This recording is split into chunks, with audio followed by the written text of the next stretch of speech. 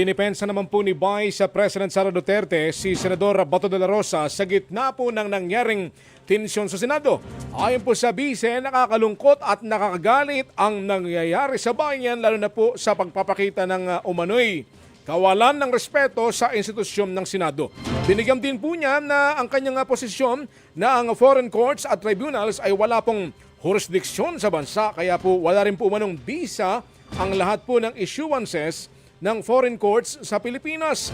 Maliban na lamang po kung orders ay kinikilala at ipinapatupad sa pamamagitan po ng mga korte sa lokal. Samantala, inilarawan naman po ni Vice President Sara Duterte ang pag-aresto at paglipat sa kanyang ama na si dating Pangulong Rodrigo Duterte sa foreign authorities bilang extraordinary rendition at hindi po lawful surrender.